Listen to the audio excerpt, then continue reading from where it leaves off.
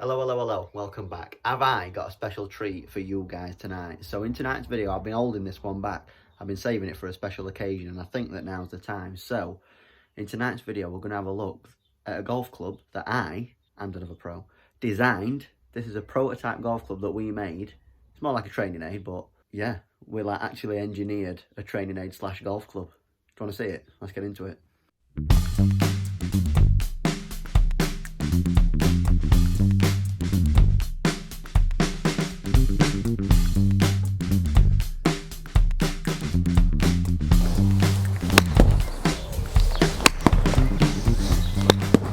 Right, so I know what you're thinking straight away. What is this monstrosity that I've got here? This is a Ping G5 sand wedge with a grip from a golf club that's been cut down and stuck into the top. Do you hold it like this? No, you hold it like this. You're probably thinking, why on earth did we do something like this back in the day? So the backstory is how it goes. Myself and Sam, who I used to work with, we were having a run of lessons where a lot of the clients who we were teaching, especially with the chipping and pitching, were flicking at the golf ball.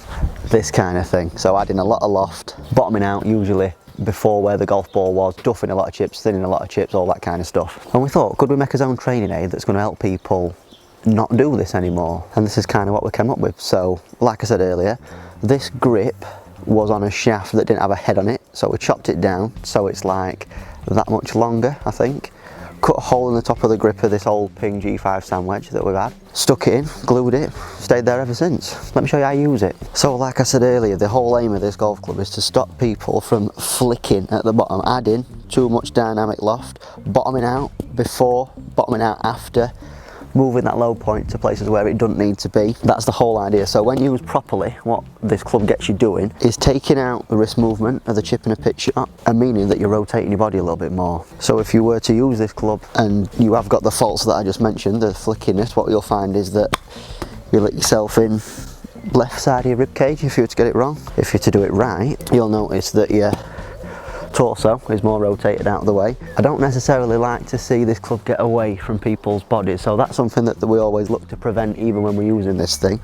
But if you can keep this golf club to the left hand side of your body whilst turning, you usually see better strikes, better loft presented. Let's give it a go. So you set up with it just leaning to the left side of your left hip, and then make sure you're turning, get out that way. You can still keep your hands quite close to your hip, you don't have to really push them away and chicken wing it out like that.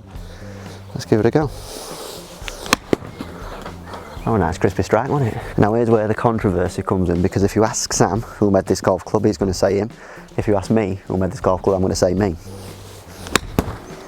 Pure facts of it are, I came up with the idea, he actually made it. So I'm like creative director and he was just production in this scenario. Now I know what else you're thinking, did it work? Did it work with the clients that we were teaching? And we found that, yeah, it did. The only hitch that we saw was when people was in an attempt to keep this handle away from the sternum, they were making this kind of move, the chicken wing. So what we were encouraging most to do, we'll keep turning, but keep them hands nice and close to you.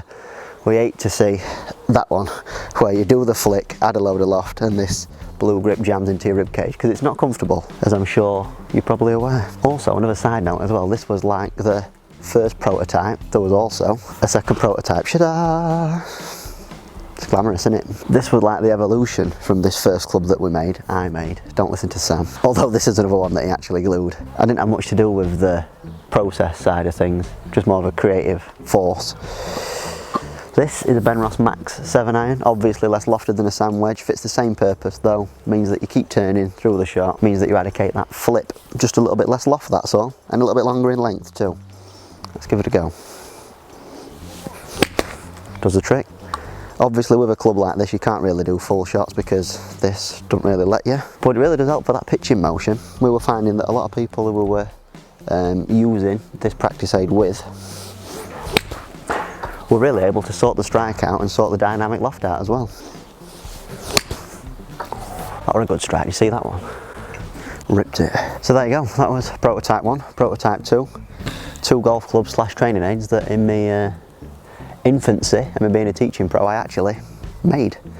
Don't listen to Sam Law, I made these, not him. So yeah, that's pretty much it for me today. If you want to see me do any challenges of any sort with these two golf clubs, make sure you leave it in the comment section below. We've got some big government announcement coming Sunday, so I will be going live straight after that on the Sunday night live show.